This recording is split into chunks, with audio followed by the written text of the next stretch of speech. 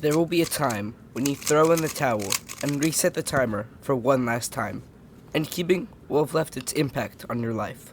But today, I'm showing you 10 things that you have to do before you quit cubing. The first thing that you have to do before you quit cubing is get a sub 10 3x3 solve. These are really cool to have, and your first one is going to feel so special. But if you quit cubing without a sub 10, then that's just not fun at all. So before you quit cubing, make sure to get a sub 10. Meeting famous cubers is another really cool thing to do before you quit cubing. I've met a lot of famous cubers. Max Park, Luke Garrett, Dylan Miller, Dominic Redisi, Ben Barron, Matti Hordo-Inaba, Alexei Svechkov, and Luke Greiser.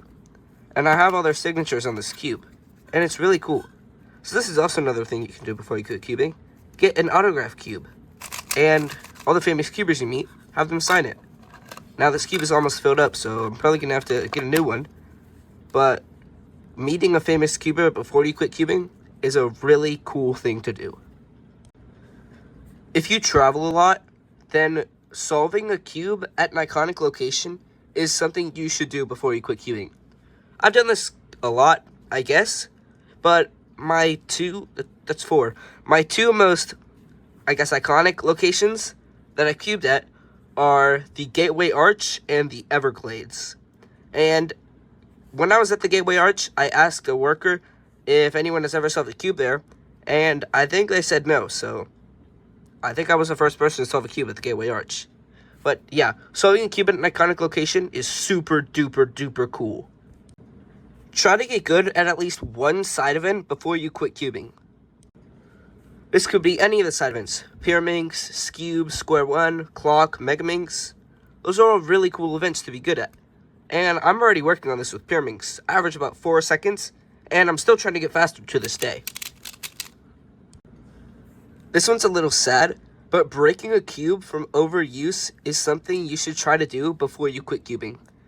Just think, over like 100,000 solves on a cube, and it breaks because you've used it too much.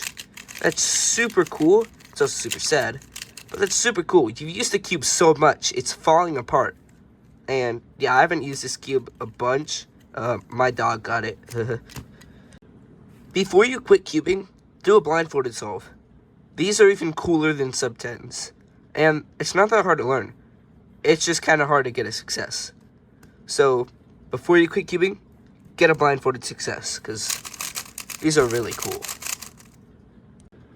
Before you quit cubing, try to complete your whole WCA profile. It could just be, the actual completing your whole WCA profile with all of the events, 5 blind, 4 blind, FMC, or it could just be all the WCA puzzles. That's also pretty cool. And this is just like the ultimate thing to use to flex, so do this before you quit cubing. The second thing you have to do before you quit cubing is go to a competition. These are very fun, and people always say, oh, competitions are fun, you get to meet other cubers. Well, I think they're fun because you actually get to solve with, competition. So, before you quit cubing, go to a cubing competition, if you can.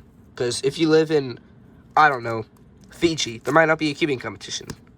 So, try to go to a cubing competition before you quit cubing. Trying to win or podium at a WCA competition is a really good thing to try to do before you quit cubing. Because, like all the other things in this video, it's really cool, and it shows that you're really good at cubing. So before you quit cubing, win or podium at a competition, if you can go to a competition. The last thing you have to do before you quit cubing is subscribe to Cubing with Andy. It's really cool, and yeah, I kind of just couldn't think of a 10th one.